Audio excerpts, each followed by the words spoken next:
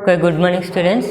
అయితే మనం నిన్న క్లాస్లో ఆల్రెడీ ఒక ప్రాబ్లం అయితే మనం సగం పార్ట్ అయితే చేసాం కదండి. అంటే మనం రెగ్యులర్ ఫాల్సీ మెథడ్ మీద ఒక ప్రాబ్లం అయితే మనం నిన్న క్లాస్లో సగం పార్ట్ అయితే చేసాం.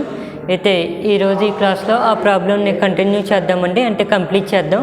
అయితే లాస్ట్ క్లాస్ కనుక ఒకసారి అబ్జర్వ్ చేస్తే మన x3 వాల్యూ 0.6363 అని చెప్పి మనకి x3 వాల్యూ అయితే ఫైండ్ అవుట్ చేసాం కదండి. నెక్స్ట్ అదేవిధంగా f(x3) వాల్యూ మనకి -0.1060 అని చెప్పి వచ్చిందండి. అయితే ఇది మనకి మైనస్ వచ్చింది కాబట్టి దీన్ని మనం <0గా రాసాం. అయితే ఇది <0 అయితే దీనికి ఆపోజిట్ సైన్ మనకి గ్రేటర్ కావాలి కదండి. గ్రేటర్ ఏంటంటే f(x1) ఆ వాల్యూ ఏంటంటే మనకి +1గా అయితే వచ్చింది. ఆ +1 అయితే ఇది మనం +1 అంటున్నాం కాబట్టి దాన్ని మనం <0గా రాసాం. అయితే ఇక్కడ మనకి f(x3) <0 వచ్చింది, f(x1) అనేది <0 వచ్చిందండి. అయితే మనం లాస్ట్ క్లాస్లో ఇక్కడ వరకు అయితే చేసాం. అయితే మనం ఈరోజు ఈ క్లాస్లో కంటిన్యూ చేద్దామండి. అయితే మనం x3 వరకు అయితే చేసాం కదండి. x4కి formula x2 into f(x3) minus x3 into f(x2) by f(x3) minus f(x2) అండి. ఇది మనకి x4కి ఫార్ములా. అయితే ఇక్కడ ఏం తీసుకుంటున్నామంటే take x2 equal to x1 equal to 1 అని చెప్పి తీసుకున్నాం. అదేవిధంగా f(x2) equal to f(x1) equal to ఈ వాల్యూ ఏంటంటే 1 అనేది తీసుకున్నాం, <0. ఇక్కడ మనకి +1 కాబట్టి ఇది మనం <0గా తీసుకున్నామండి. నెక్స్ట్ అదేవిధంగా మనం ఈ వాల్యూస్ అన్నీ ఈ ఫార్ములాలో సబ్స్టిట్యూట్ చేసి సింప్లిఫికేషన్ చేస్తే మనకి x4 యొక్క ఆన్సర్ అనేది వస్తుంది.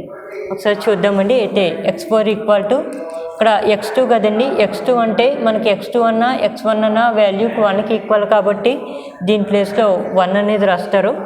నెక్స్ట్ అండి f(x3) కదండి. f(x3) అంటే ఇక్కడ మనకి ఈ వాల్యూ అనేది -0.1060 అని చెప్పి వచ్చింది. నెక్స్ట్ -x3 కదండి. x3 అంటే మనకి వాల్యూ 0.6363 f(x2) అంటే 1 బై f(x3) అండి. f(x3) అంటే -0.1060 మైనస్ f(x2) అంటే మనకి 1 కదండి, అంటే 1. అయితే x4 ఈక్వల్ టు ఈసారి ఇది సైంటిఫిక్ రేషియో ద్వారా సింప్లిఫికేషన్ చేయండి. సైంటిఫిక్ రేషియో ద్వారా మనం సింప్లిఫికేషన్ చేస్తే ఒకసారి చూడండి. ఫస్ట్ ఏంటంటే ఈ న్యూమరేటర్ అంతా కూడా ఈ సైంటిఫిక్ రేషియోలో ఎంటర్ చేయండి. సైంటిఫిక్ రేషియోలో ఎంటర్ చేస్తే ఫస్ట్ ఇక్కడ మనకి 1 అనేది ప్రెస్ చేస్తారు.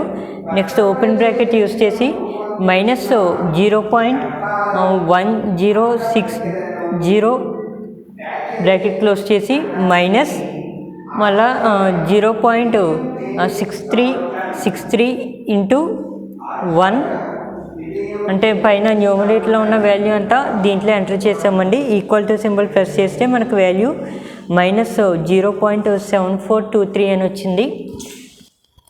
-0.7423 బై ఇక్కడ ఇది కూడా మనం సైంటిఫిక్ రేషియో ద్వారా కాలిక్యులేట్ చేసుకుంటే -0.1060 మైనస్ 1 మనకి వాల్యూ అనేది -1.106గా వచ్చిందండి. -1.106. నెక్స్ట్ అండి x4 ఈక్వల్ టు ఈసారి ఏంటంటే ఈ రెండాటికి డివైడెడ్ బై అనేది చేద్దాం. ఇక్కడ మైనస్ అనేది క్యాన్సిలేషన్ చేసుకోవచ్చండి, లేదంటే మీరు మైనస్ ద్వారా డివైడెడ్ బై చేసినా కూడా దీంట్లో మన ప్లస్ వాల్యూ అయితే చూపిస్తుంది కదండి. అయితే -0.7423 డివైడెడ్ బై -1.106 అండి. ఇది కాల్కులేట్ చేస్తే మనకు వాల్యూ అనేది 0.67115733 వచ్చింది. అంటే మొత్తం వాల్యూ అయితే రాయక్కర్లేదండి. దీంట్లో డెసిమల్ తర్వాత ఒక 4 డిజిట్స్ రాస్తే సరిపోతుంది. అంటే 0.67115 ఇదండి. ఇక్కడ వరకు మనకి x4 వాల్యూ అయితే వచ్చింది. అయితే ఈ x4 వాల్యూ తీసుకెళ్ళి మీరు f(x) యొక్క ఫంక్షన్ రాశారు కదండి, ఆ ఎఫ్ ఆఫ్ ఎక్స్ యొక్క ఫంక్షన్లో వేసినట్లయితే అంటే మనకి ఇక్కడ ఫంక్షన్ ఏమి ఇచ్చాడంటే X cube plus X minus 1 equal to 0 అని చెప్పి ఇచ్చాడండి ఎఫ్ ఆఫ్ ఎక్స్ అనేది. అంటే మేము ఆల్రెడీ నిన్న క్లాస్లో కొంచెం సగం పార్ట్ అనేది కంప్లీట్ చేసాం కాబట్టి ఇక్కడ మనకి ఈ ఫంక్షన్ అనేది మరలా ఒకసారి రాస్తారు, X cube plus X minus 1 equal to 0. అయితే ఇక్కడ ఎక్స్ ఉన్న ప్లేస్లో మనం ఈ వాల్యూ అనేది దాంట్లో వేస్తే మనకి ఎఫ్ ఆఫ్ x4 వాల్యూ అయితే వస్తుంది. అయితే F of x4 equal to అంటే ఫస్ట్ ఎక్స్ క్యూబ్ అన్నారు కాబట్టి అంటే 0.67115 whole square whole cube plus 0.67115 minus 1. ఇది మనం సైంటిఫిక్ రేషియో ద్వారా కాలిక్యులేట్ చేసుకుంటే అంటే ఓపెన్ బ్రాకెట్ యూజ్ చేసి ఫస్ట్ ఈ వాల్యూ ఉంది కదండి, ఈ వాల్యూ దీంట్లో ఎంటర్ చేయండి. అంటే 0.67115 whole cube plus open bracket use చేసి తర్వాత ఈ వాల్యూ 0.67115 మైనస్ 1 చేస్తే మనకు వాల్యూ అనేది మైనస్ 0.0265 వచ్చిందండి. అంటే మైనస్ 0.0265 ఈ విధంగా మనకి ఇది అంతా సైంటిఫిక్ రేషియో ద్వారా కాలిక్యులేట్ చేసుకుంటే మనకి వాల్యూ అయితే ఈ విధంగా వచ్చింది. అయితే ఇది మనకు మైనస్లో వచ్చింది కాబట్టి ఈ వాల్యూ ఏంటంటే మనం లెస్ దెన్ 0గా తీసుకుంటామండి. అయితే లెస్ దెన్ 0 వచ్చిందంటే దీనికి గ్రేటర్ దెన్ అంటే ఆపోజిట్ సైన్ అనేది మనం తీసుకోవాలి కదండి. ఆపోజిట్ సైన్ ఏం తీసుకుంటామంటే ఇక్కడ మీరు అబ్జర్వ్ చేయండి, ఎఫ్ ఆఫ్ x3కి లెస్ దెన్ 0 అంటే ఈ వాల్యూ కూడా మనం క్యాలిక్యులేట్ చేసినా లెస్ దెన్ 0గానే వచ్చింది. అయితే ఇది లెస్ దెన్ 0 వస్తే దీనికి ఆపోజిట్ సైన్ గ్రేటర్ దెన్ ఏం తీసుకున్నామండి, F of x1 equal to 1గా తీసుకున్నాం. సేమ్ అదేవిధంగా దీనికి కూడా మనకి లెస్ దెన్ వచ్చింది కాబట్టి అంటే సేమ్ ఈ గ్రేటర్ దెన్ వాల్యూయే ఇక్కడ కంటిన్యూ చేసుకుంటాం, ఈ వాల్యూనే ఇక్కడ కంటిన్యూ చేసుకుంటాం. అంటే F of x1 greater then 0 equal to 1 greater then 0 అర్థమైంది కదండి. అయితే ఇక్కడ మీరు ఒకసారి అబ్జర్వ్ చేయండి, ఇక్కడ మనకు ఓన్లీ ఒక డెసిమల్ మాత్రమే మనకి ఈక్వల్గా అయిందండి. మనం అట్లీస్ట్ 2 డెసిమల్స్ వరకు ఈక్వల్ అయ్యేంత వరకు చేద్దాం అనుకుంటున్నాం కాబట్టి x5 కూడా కడదామండి. x5 కనుక ఒకసారి ఫార్ములా అనేది వేసినట్లయితే x5 ఈక్వల్ టు ఫార్ములా అండి, అంటే x3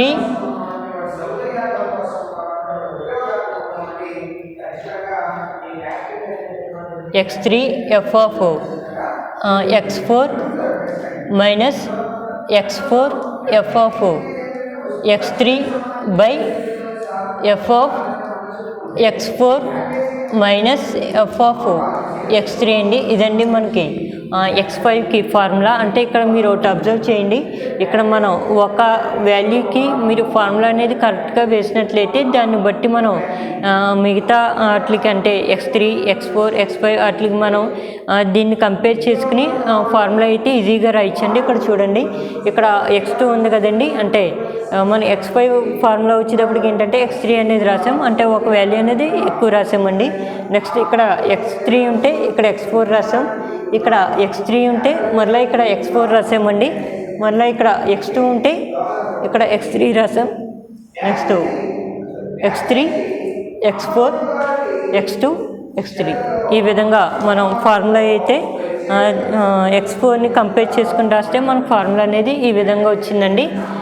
నెక్స్ట్ ఇక్కడ ఏం రాస్తామంటే take x3 equal to x2 equal to 1 and F of x3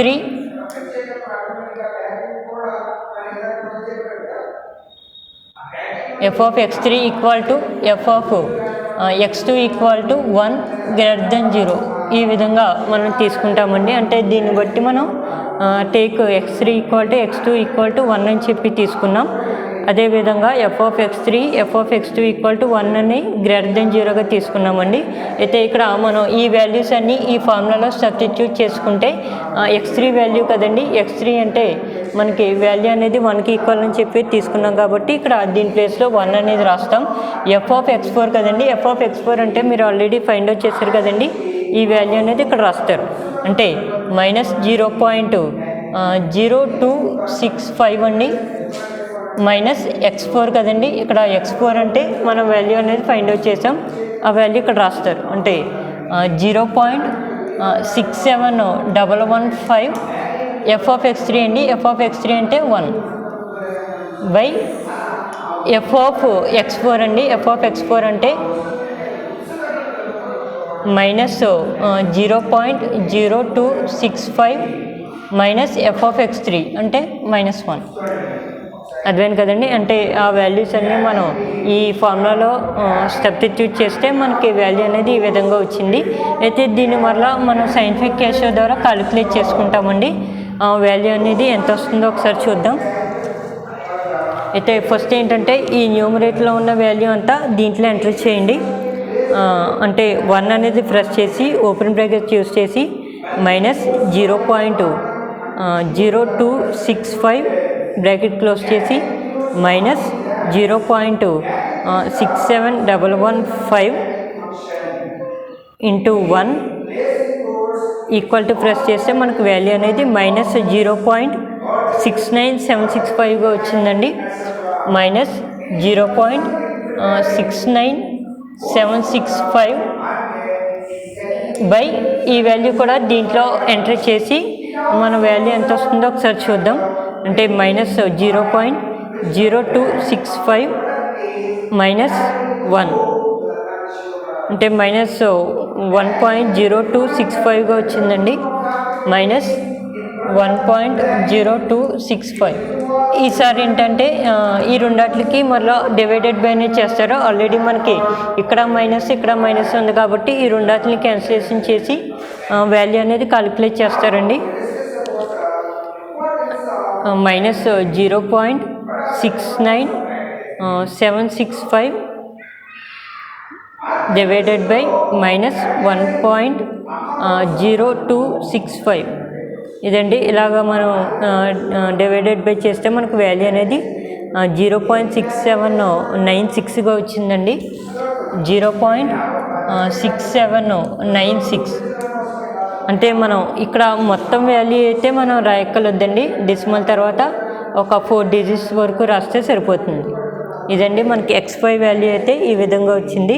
అయితే ఇక్కడ ఒకసారి అబ్జర్వ్ చేయండి. x4 వాల్యూ కనుక అబ్జర్వ్ చేస్తే 0.67115గా వచ్చిందండి. x5 వాల్యూ కనుక అబ్జర్వ్ చేస్తే 0.6796. అయితే ఈ x4 ఈ x5 ఈ రెండాటిని కంపేర్ చేస్తే ఇక్కడ చూడండి 0.67 ఉంది, ఇక్కడ కూడా 0.67 ఉంది. అంటే మనకి డెసిమల్ తర్వాత 2 డిజిట్స్ ఈక్వల్ అయినాయండి. అయితే ఇక్కడ ఏం రాస్తారంటే here x4 and x5 are coincide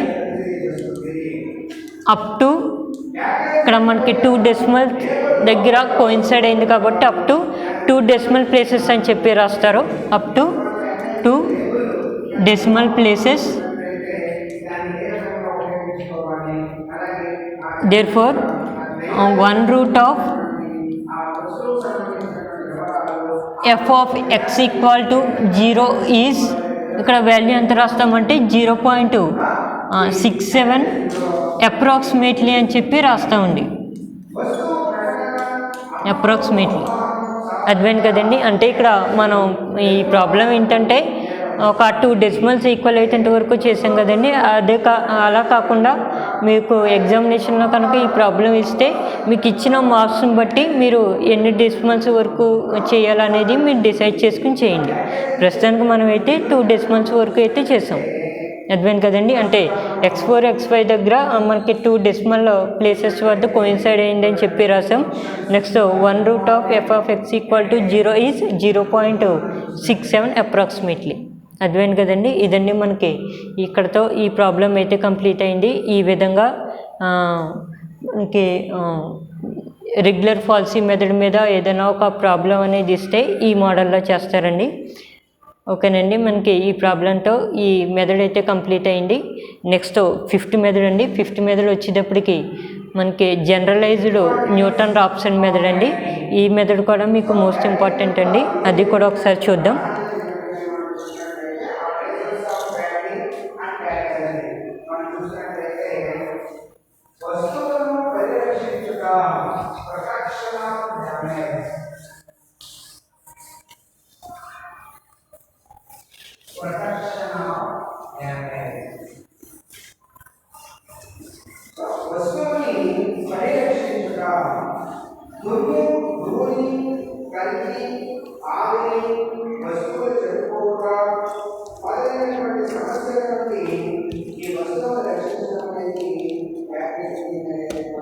ఓకేనండి, మనకి నెక్స్ట్ మెథడ్ వచ్చేటప్పటికి జనరలైజ్డ్ న్యూటన్ రాప్సన్ మెథడ్ అండి. Fifth method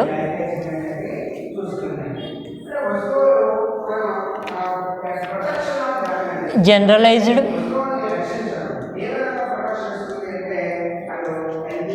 Newton Raphson method.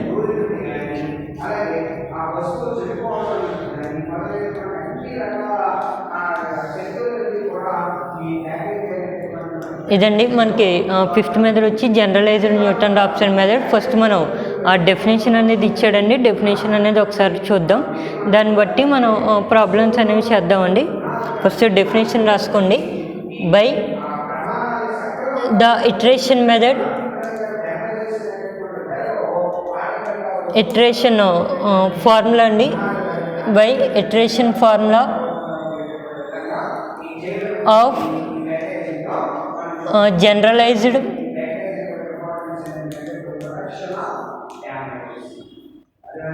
Newton's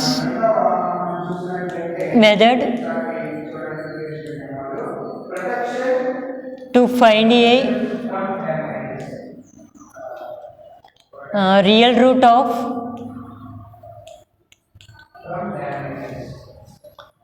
f of x equal to 0 with multiplicity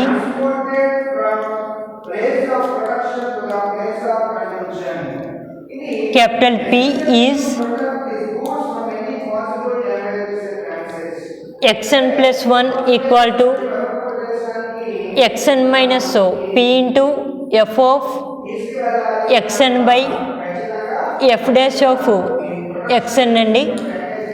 next xn plus 1 equal to xn minus p into f dash of xn by f double dash of xn. Next xn plus 1 equal to xn minus p into f double dash of xn by f triple dash of xn. n equal to 0, 1, 2, 3 and so on. Next line lo andi, if these values are equal then equal is the required root of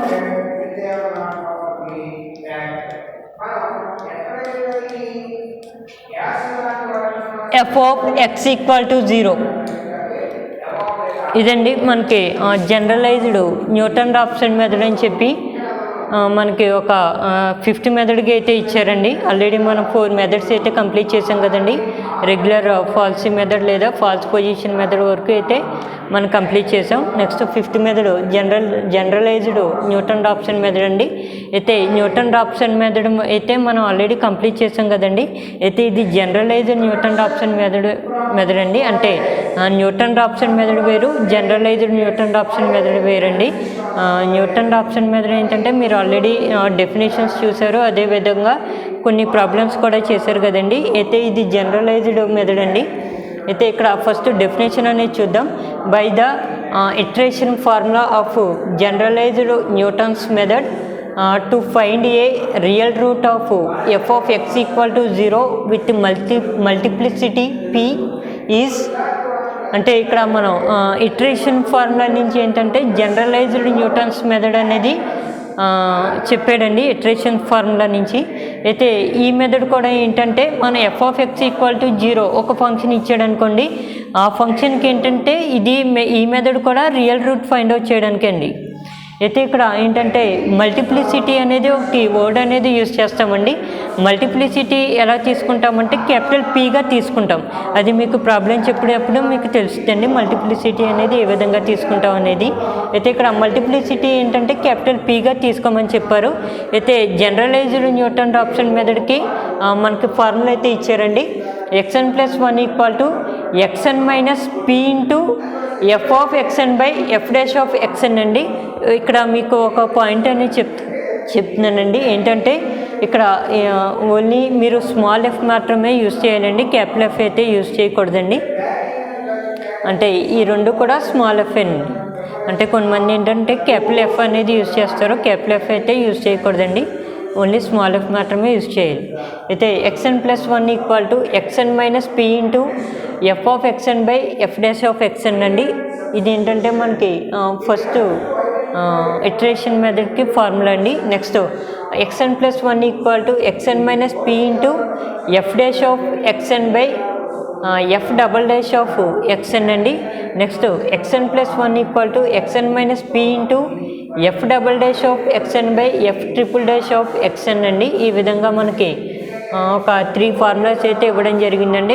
మరలా ఇక్కడ ఏమంటున్నాడంటే n running from 0 నుంచి value అనేది run చేయమంటున్నాడండి. n values అనేవి అంటే 0, 1, 2, 3, 4 ఆ విధంగా అయితే మనం n వాల్యూస్ అయితే రన్ చేస్తామండి. అయితే ఇక్కడ లాస్ట్లో ఏం చెప్తున్నాడంటే if this values are equal అని చెప్తున్నారు. అయితే then equal is the required root of f(x)0 అని చెప్తున్నారు. అంటే ఇక్కడ మనకి ఈ వాల్యూస్ అనేవి ఈక్వల్ అని అయితే చెప్పారండి. అయితే ఆ ఈక్వల్ నుంచి వచ్చినటువంటి రిక్వైర్డ్ రూట్ ఆఫ్ f(x)0 అని చెప్పి అంటే f(x)0కి రిక్వైర్డ్ రూట్ అని చెప్పడం అయితే జరిగిందండి.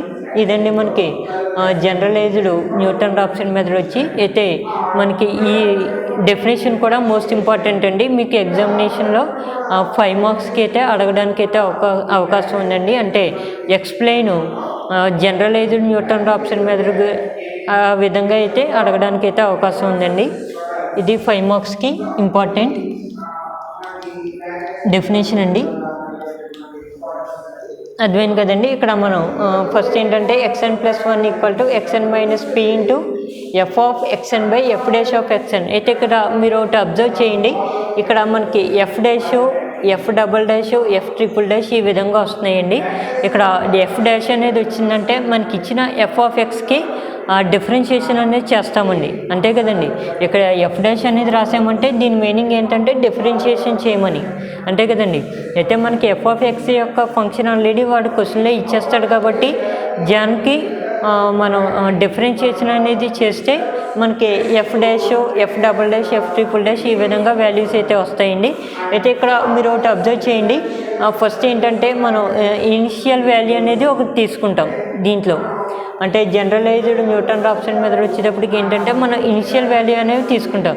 ఇప్పటి వరకు మనం చేసిన మెథడ్స్లో ఏంటంటే మనం ఆపోజిట్ సైన్స్ తెలియడం కోసం ఏంటంటే మనం కంటిన్యూగా వాల్యూస్ అనేవి ఇచ్చినటువంటి ఫంక్షన్లో వేసేవాళ్ళం అండి. దాన్ని బట్టి ఏంటంటే మనకు ఆపోజిట్ సైన్స్ అనేవి వచ్చి, అంతే కదండి. అయితే ఇక్కడ ఏంటంటే మనం వాల్యూస్ అనేవి వేయకుండా డైరెక్ట్గా ఒక x0 ఇనిషియల్ వాల్యూ అనేది తీసుకుంటాం. దాన్ని బట్టి మనం ఈ వాల్యూస్ అన్నీ ఫైండ్ అవుట్ చేస్తాం. అర్థమైంది కదండి. ఇదండి మనకి జనరలైజ్డ్ న్యూటన్ రాప్సన్ మెథడ్ వచ్చేటప్పటికి. అయితే ఈ మెథడ్లో మనం ఒక ప్రాబ్లం కూడా చేద్దామండి.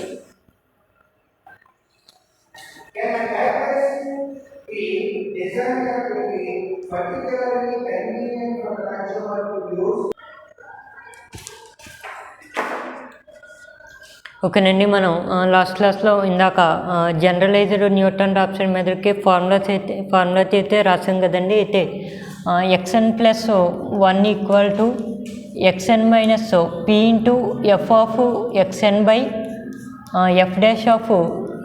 అని చెప్పి ఒక ఫార్ములా అయితే రాసామండి.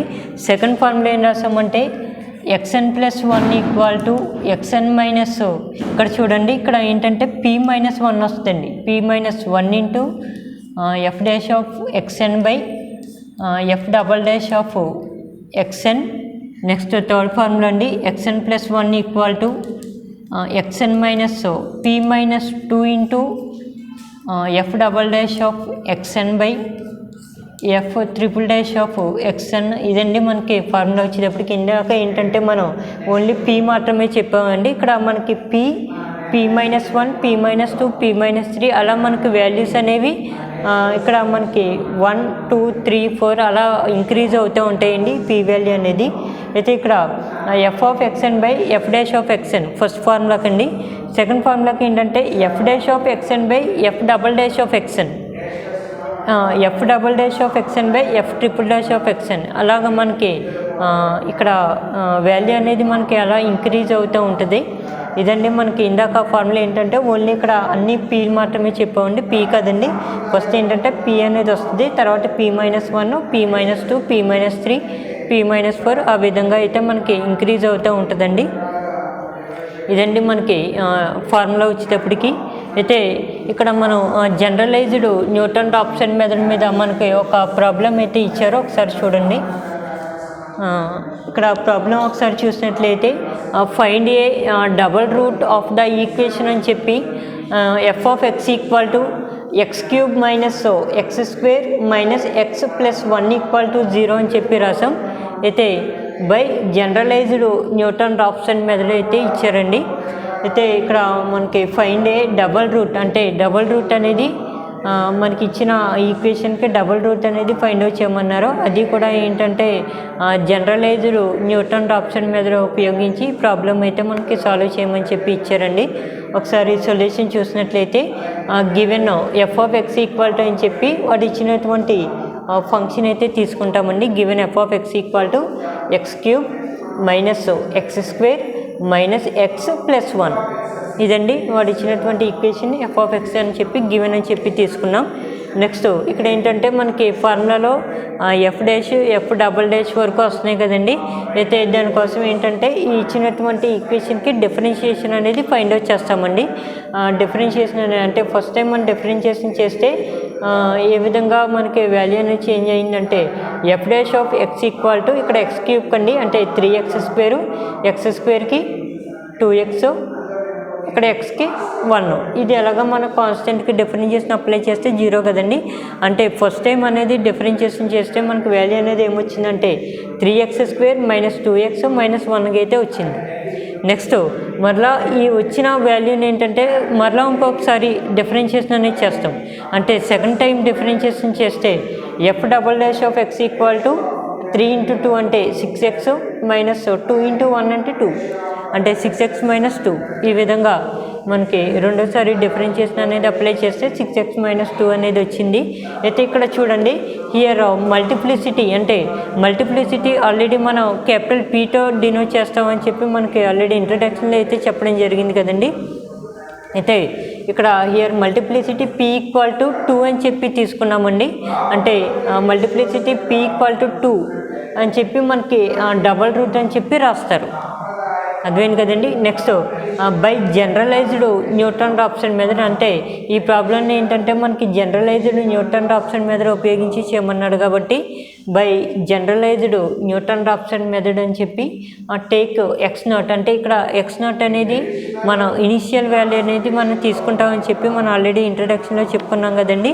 అయితే ఇప్పటి వరకు మనం చేసిన మెథడ్స్ ఏంటంటే మనకి ఇచ్చినటువంటి ఈక్వేషన్లో వాల్యూస్ అనేవి కంటిన్యూగా వేసుకుంటూ వెళ్తే మనకు ఆపోజిట్ సైన్ వచ్చేటంత వరకు అలాగా వేసుకుంటూ వెళ్ళేవాళ్ళం కదండి వాల్యూస్ అనేవి.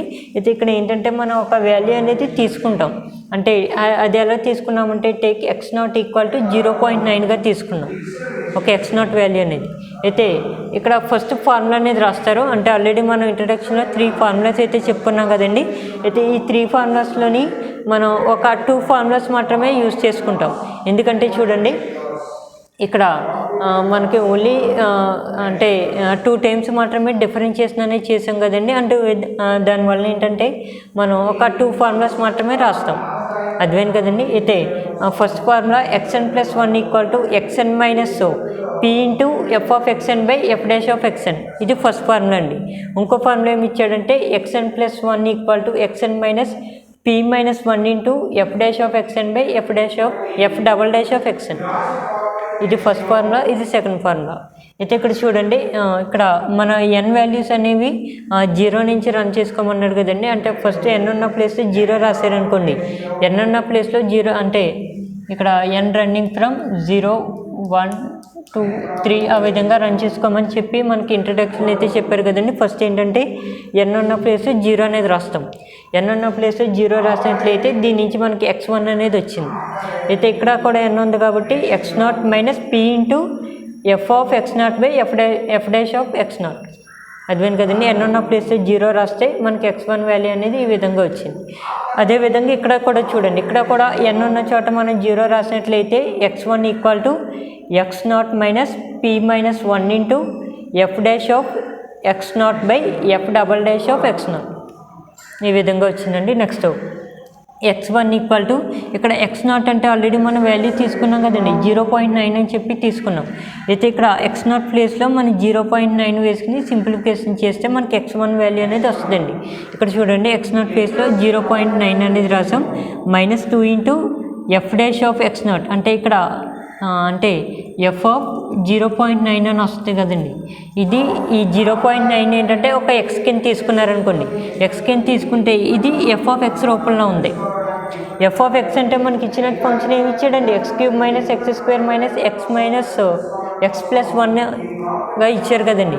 అయితే ఇక్కడ x ప్లేస్లో 0.9 ఉంది కాబట్టి ఇది f ఆఫ్ x రూపంలో ఉంది కాబట్టి ఇక్కడ x ఉన్న చోటల్లా 0.9 వేసి సింప్లిఫికేషన్ చేస్తే మనకి వాల్యూ అనేది 0.019గా వచ్చింది.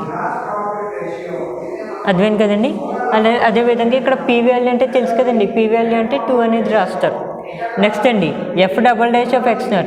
అయితే మరలా ఈ 0.9నే ఈ f డబల్ డాష్లో వేసి సింప్లిఫికేషన్ చేస్తే -0.37 అనేది వచ్చింది. ఒకసారి మీరు సైంటిఫిక్ క్యాల్కులేటర్ ద్వారా ఒకసారి వాల్యూ అనేది చూడండి. అంటే మీ అందరి దగ్గర సైంటిఫిక్ క్యాల్కులేటర్స్ ఉన్నాయి కాబట్టి మీరు ఒకసారి సైంటిఫిక్ క్యాల్కులేటర్లో వెరిఫికేషన్ చేస్తే మనకి వాల్యూ అనేది ఈ విధంగా వస్తుంది. అయితే దీన్ని మనం సైంటిఫిక్ క్యాల్కులేటర్ ద్వారా సింప్లిఫికేషన్ చేస్తే x1 వాల్యూ 1.0027గా వచ్చింది. ఇది x1 వాల్యూ. నెక్స్ట్ అండి ఇక్కడ చూసినట్లయితే ఇక్కడ మనకి x0 వాల్యూ 0.9 అనేది రాస్తారు. అలాగే p వాల్యూ అనేది 2 కదండి, అంటే 2 - 1 ఇంటూ ఇక్కడ కూడా x0 వాల్యూ 0.9 తీసుకుని ఇది f డాష్లో వేస్తే మనకు వాల్యూ అనేది -0.37గా వచ్చింది. అంటే సేమ్ ఇక్కడ వచ్చిన వాల్యూ ఇక్కడ వస్తుంది. నెక్స్ట్ అండి ఇక్కడ మరలా 0.9 అనేది తీసుకుని ఈసారి f డబల్ డాష్లో వేసి సింప్లిఫికేషన్ చేస్తే మనకు వాల్యూ అనేది 3.4గా వచ్చింది. అయితే దీన్ని మరలా మనం సైంటిఫిక్ క్యాల్కులేటర్ ద్వారా సింప్లిఫికేషన్ చేస్తే x1 వాల్యూ అనేది 1.0088గా వచ్చిందండి. అంటే ఇక్కడ x1 వాల్యూ 1.0027 వచ్చింది, ఇక్కడ x1 వాల్యూ 1.0088గా వచ్చింది. నెక్స్ట్ అండి ఇక్కడ ఏంటంటే సెకండ్ అప్రాక్సిమేషన్, అంటే ఇదంతా కూడా మనకి ఫస్ట్ అప్రాక్సిమేషన్. n ఉన్న ప్లేస్ 0 వేస్తే మనకి x1 అంటే ఫస్ట్ అప్రాక్సిమేషన్స్ అనేవి వచ్చినాయి. అయితే ఈసారి ఏంటంటే సెకండ్ అప్రాక్సిమేషన్ అనేది ఫైండ్ అవుట్ చేస్తారు. అంటే టేక్ x1 అయితే ఇక్కడ మీరు ఒకటి అబ్జర్వ్ చేయండి, స్టార్టింగ్ ఏంటంటే x0 వాల్యూ 0.9 అనేది తీసుకుని ఈ రెండాటిలోని కూడా మనం 0.9 అనేది సబ్స్టిట్యూట్ చేసి సింప్లిఫికేషన్ చేస్తే మనకి x1 వాల్యూస్ అయితే ఇలా 2 వాల్యూస్ అయితే వచ్చినాయి. ఈసారి ఏంటంటే ఒక్కొక్క వాల్యూ తీసుకుని మళ్ళీ సేమ్ ఫార్ములాలో వేస్తాం. అంటే ఫస్ట్ ఈ ఫార్ములా తీసుకుంటాం, అంటే ఈ వాల్యూ తీసుకుంటాం x1 వాల్యూ. Take x1 = 1.0027. ఈ వాల్యూ తీసుకుని అయితే x2 ఈసారి n ఉన్న ప్లేస్లో 1 వేస్తే x1 - p into f of x1 by f dash of x1 ఈ విధంగా వచ్చింది. అయితే ఇక్కడ మీరు ఒకటి అబ్జర్వ్ చేయండి, ఇక్కడ x1 ప్లేస్లో మనం 1.0027 తీసుకున్నాం కాబట్టి ఈ వాల్యూ ఇందులో సబ్స్టిట్యూట్ చేస్తే 1.0027 - 2 ఇంటూ ఇక్కడ చూడండి, ఇక్కడ కూడా ఈ వాల్యూ వేసారనుకోండి, ఈ వాల్యూ వేస్తే ఇది మళ్ళీ మనకి f ఆఫ్ x రూపంలోకి వస్తాయి. ఎఫ్ ఆఫ్ ఎక్స్ అంటే మనకు ఆల్రెడీ ఫంక్షన్ అయితే ఇచ్చారు. ఇక్కడ ఎక్స్ ఉన్న చోట ఈ వాల్యూ వేసి సింప్లిఫికేషన్ చేస్తే మనకు వాల్యూ అనేది 0.00001గా వచ్చింది. నెక్స్ట్ ఇక్కడ చూడండి, ఇక్కడ కూడా x1 ప్లేస్లో ఈ వాల్యూ తీసుకుంటే మళ్ళీ ఇది ఎఫ్ డాష్ ఆఫ్ ఎక్స్ రూపంలో ఉంది. ఎఫ్ డాష్ ఆఫ్ ఎక్స్ అంటే ఆల్రెడీ మనం ఫైండ్ అవుట్ చేసాం. ఇక్కడ కూడా ఎక్స్ ఉన్న చోట ఈ వాల్యూ వేసి సింప్లిఫికేషన్ చేస్తే మనకు వాల్యూ అనేది 0.0108గా వచ్చింది. అయితే దీని మొత్తాన్ని మనం సైంటిఫిక్ క్యాల్కులేషన్ ద్వారా క్యాలిక్యులేట్ చేస్తే మనకు ఫైనల్ ఆన్సర్ అనేది 1.00084గా వచ్చింది. అర్థమైంది కదండి. నెక్స్ట్ అదేవిధంగా ఈ పార్ట్ చూడండి. ఈ పార్ట్ కూడా మనం p-1 p వాల్యూ అంటే ఆల్రెడీ తెలుసు కదండి. అంటే ఇక్కడ తీసుకున్న p వాల్యూ యాస్టీస్గా ఇక్కడ తీసుకుంటారు. ఇక్కడ కూడా మనం అంటే x1 ప్లేస్లో ఈ వాల్యూ తీసుకుని మరలా సైంటిఫిక్ క్యాల్కులేషన్ ద్వారా మనం సింప్లిఫికేషన్ చేస్తే x2 వాల్యూ ఎంత వచ్చిందంటే 1.00001గా వచ్చిందండి x2 వాల్యూ. అర్థమైంది కదండి. అంటే ఇదేంటంటే ఈ పార్ట్కి సంబంధించిందండి, ఇది ఈ పార్ట్కి సంబంధించింది. అర్థమైంది కదండి. సెకండ్ అప్రాక్సిమేషన్ ఏంటంటే ఈ వాల్యూ తీసుకుంటే మనకి సెకండ్ అప్రాక్సిమేషన్ x2 వాల్యూ ఏమొచ్చిందంటే 0.00084 వచ్చింది. నెక్స్ట్ 0.00001 వచ్చింది. నెక్స్ట్ అండి మరలా సెకండ్ అప్రాక్సిమేషన్ అనేది చేస్తాం. మరలా సెకండ్ అప్రాక్సిమేషన్ ఎందుకు చేస్తామంటే ఇక్కడ చూడండి, ఓన్లీ మనం ఈ ఒక వాల్యూ తీసుకుని సెకండ్ అప్రాక్సిమేషన్ అనేది x2 అనేది ఫైండ్ అవుట్ చేసాం. మరి ఇక్కడ మరలా ఇంకొక వాల్యూ కూడా ఉంది కదండి, ఈ వాల్యూ కూడా తీసుకుని మళ్ళీ second approximation x2 value find out చేస్తారు. సేమ్ ఇక్కడ ఈ వాల్యూ తీసుకున్నప్పుడు ఏ ప్రాసెస్లో అయితే చేశారో ఈ వాల్యూ కూడా తీసుకుని సేమ్ అదే ప్రాసెస్లో అయితే చేస్తామండి. ఈసారి ఏంటంటే టేక్ x1 ఈక్వల్ టు ఈసారి ఈ వాల్యూ తీసుకుంటారు 1.0088. ఈ వాల్యూ తీసుకుని మరలా సెకండ్ అప్రాక్సిమేషన్ x2కి formula x1 minus p into F of x1 by F dash of x1. అయితే x2 equal to x1 minus p minus 1 into F dash of x1 by F double dash of x1. ఇదండి. అయితే x1 అంటే ఈసారి ఈ value వేస్తారు.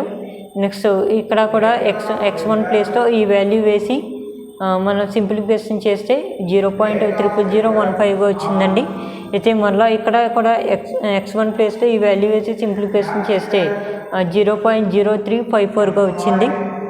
Next అండి దీని మొత్తాన్ని మరలా సైంటిఫిక్ క్యాల్కులేషన్ ద్వారా క్యాలిక్యులేట్ చేస్తే మనకు వాల్యూ అనేది 1.0003గా వచ్చిందండి. నెక్స్ట్ ఇక్కడ చూడండి, ఇక్కడ కూడా x1 ప్లేస్లో ఈ వాల్యూ తీసుకుని సింప్లిఫికేషన్ చేస్తే మనకి వాల్యూ అనేది 0.0354గా వచ్చింది.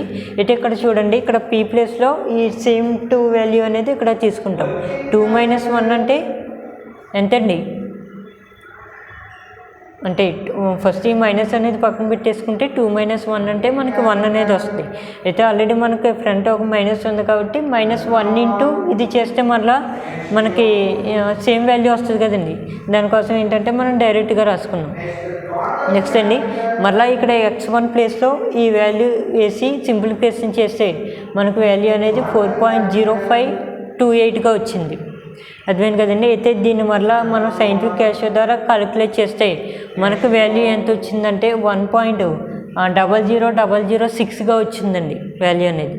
అయితే ఇక్కడ చూడండి, ఇక్కడ x equal to first value చూసినట్లయితే 1.000, ఇక్కడ కూడా 1.000. అంటే ఇక్కడ మనకి డెసిమల్ తర్వాత 3 ప్లేసెస్ అనేవి ఈక్వల్ అయినాయి చూడండి. ఈ రెండాటిని కంపేర్ చేస్తే 1.000, 1.000 అంటే డెసిమల్ తర్వాత 3 ప్లేసెస్ ఈక్వల్ అయినాయి కాబట్టి x ఈక్వల్ టు 0.000 అప్రాక్సిమేట్లీ అని చెప్పి రాసాం. అర్థమైంది కదండి. అయితే లాస్ట్లో ఏం రాసామంటే which is sufficiently close to the actual root 1. అంటే ఇక్కడతో ఏంటంటే మనం ఈ సఫిషియెంట్లీ అంటే ఈ ప్రాసెస్ అనేది మనం క్లోజ్ చేస్తామండి. ఎందుకంటే ఇక్కడ మనకు 1.000గా వచ్చింది. 1.000గా వచ్చిందంటే ఇది మనం యాక్చువల్ రూట్గా చెప్తాం.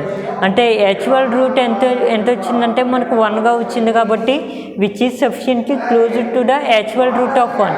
ఈ విధంగా మనకి యాక్చువల్ రూట్ 1 వచ్చేంత వరకు ఈ ప్రాసెస్ అనేది కంటిన్యూ చేస్తాం. ఇక్కడ మీరు ఒకటి అబ్జర్వ్ చేయండి, ఈ ప్రాసెస్ మనం ఇలా కంటిన్యూగా చేసుకుంటా వెళ్తే వెళ్తే మనకి సెకండ్ అప్రాక్సిమేషన్ వచ్చేటప్పటికి h1 వచ్చిందండి. ఇలా h1 వచ్చేస్తే మనకి ఈ ప్రాసెస్ అనేది ఇంక ఇక్కడితో క్లోజ్ చేసేస్తాం. అర్థమైంది కదండి. అయితే ఇక్కడ రూట్ ఏంటంటే మనకి h1 అవుద్దండి. అర్థమైంది కదండి. అంటే మనకి జనరలైజ్డ్ న్యూటన్ రాప్సన్ మెథడ్ మీద ఒక ప్రాబ్లం అనేది ఇస్తే ఈ విధంగా చేస్తారండి. ఇదండి మనకి ఇక్కడతో ఈ ప్రాబ్లం అయితే కంప్లీట్ అయింది. ఈ విధంగా మనకి యాక్చువల్ రూట్ వచ్చేటంత వరకు మనం ఈ ప్రాసెస్ అయితే కంటిన్యూ చేస్తామండి. ఒకవేళ మీకు సెకండ్ అప్రాక్సిమేషన్ ఫర్ సపోజ్ ఈ సెకండ్ అప్రాక్సిమేషన్ దగ్గర మనకి యాక్చువల్ రూట్ రాలేదనుకోండి, మనం ఇంకా థర్డ్ అప్రాక్సిమేషన్, ఫోర్త్ అప్రాక్సిమేషన్ అలా కంటిన్యూ చేసుకుంటూ వెళ్తాం. అయితే ఎక్కడైతే మనకి యాక్చువల్ రూట్ అనేది వస్తుందో అక్కడితో మనం సఫిషియెంట్లీ క్లోజ్డ్ అని చెప్పి యాక్చువల్ రూట్ 1 అని చెప్పి రాస్తాం. అర్థమైంది కదండి. ఇదండి మనకి ఇక్కడతో జనరలైజ్డ్ న్యూటన్ రాప్సన్ మెథడ్ అయితే కంప్లీట్ అయింది. అంటే మీరు ఈ ప్రాబ్లం అనేది ఒకసారి కంప్లీట్గా క్లియర్గా అర్థం చేసుకున్నట్లయితే జనరలైజ్డ్ న్యూటన్ రాప్సన్ మెథడ్ మనకి ఏ ప్రాబ్లం ఇచ్చినా కూడా చేయొచ్చు కదండి. ఒకసారి ఇది కంప్లీట్గా అబ్జర్వ్ చేయండి. ఓకేనండి. ఇక్కడితో మనకి ఈ ప్రాబ్లం అయితే కంప్లీట్ అయింది. నెక్స్ట్ మనకి సిక్స్త్ మెథడ్ అండి, లాస్ట్ మెథడ్. సిక్స్త్ మెథడ్ ఏంటంటే మనకి ముల్లర్స్ మెథడ్ అండి. ముల్లర్స్ మెథడ్ కూడా అంటే సేమ్ మనం ముల్లర్స్ మెథడ్లో మన ప్రాబ్లమ్స్ అనేవి ఎలా చేస్తామంటే, మీరు ఇంటర్మీడియట్లో ఒక క్వాడ్రాటిక్ ఈక్వేషన్స్కి రూట్ అనేది ఫైండ్ అవుట్ చేసేవారు కదండి. అంటే లాంబ్డా వాల్యూస్ అనేవి అంటే ax² plus bx plus c = 0 ఉంటే మనం దీనికి ఫ్యాక్టర్స్ అనేవి ఫైండ్ అవుట్ చేసి ఇలాగా ఎక్స్ వాల్యూస్ అనేవి రాసేవాళ్ళం కదండి. సేమ్ అదేవిధంగా మనకి ఇటువంటి ఈక్వేషన్ ఏంటంటే మనకి ల్యాంబ్డాల్లో వస్తుందండి. అంటే ల్యాంబ్డాల్లో వస్తే మనకి ఇక్కడ రూట్ అనేవి కూడా ల్యాంబ్డాల్లో వస్తుంటాయి. ఆ విధంగా మనం రూట్స్ అనేవి ఫైండ్ అవుట్ చేసి దాని ద్వారా మనం అప్రాక్సిమేట్ రూట్ అనేది ఫైండ్ అవుట్ చేస్తాం. ఒకసారి మీరు డెఫినేషన్ చూస్తే మీకు క్లియర్గా అర్థమవుద్దండి. ఇదండి ఇక్కడితో మనకి జనరలైజ్డ్ న్యూటన్ రాప్సన్ మెథడ్ అయితే కంప్లీట్ అయింది.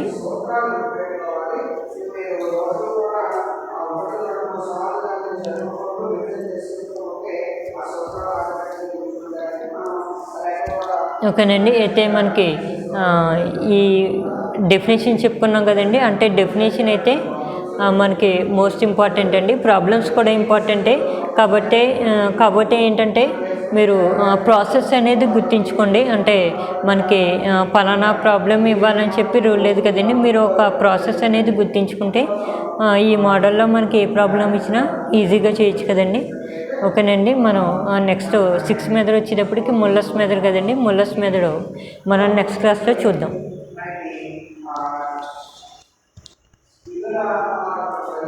సాంప్రదాయమైనటువంటి ట్రెడిషనల్ బేస్డ్ క్లాసిఫికేషన్ కంప్లీట్ చేసుకున్నామండి. ఇక